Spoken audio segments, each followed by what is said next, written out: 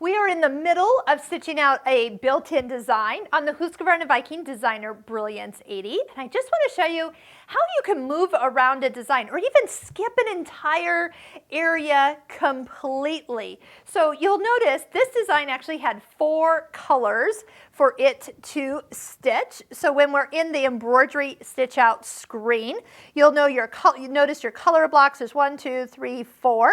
And down here there's also 4 spools. So if I touch the second spool or the third spool, it's jumping around to the different parts of the design.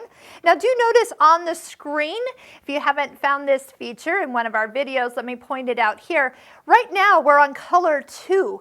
We can see just what color 2 is going to stitch, and everything else is grayed out. Now if you haven't turned this function on, you'll need to, but once you turn it on, it remembers it. So nice thing. And that's right here at the end of the color block list. You'll notice that there are 3 little function buttons. So the center one has a picture of a flower with 1 petal turned pink. When that is activated, that's what allows you to see, okay, the first thing that it's going to stitch is actually just the flower. So there's times where I'll look at a design and go, you know what I need? I just need a flower. There's a flower. Maybe I am just looking for something that has a little swirl. No, that has the flower little echo to it as well. But you can find segments, parts, pieces that you could just say, you know what, I am going to just stitch color 3 and not color 1 and 2 and 4.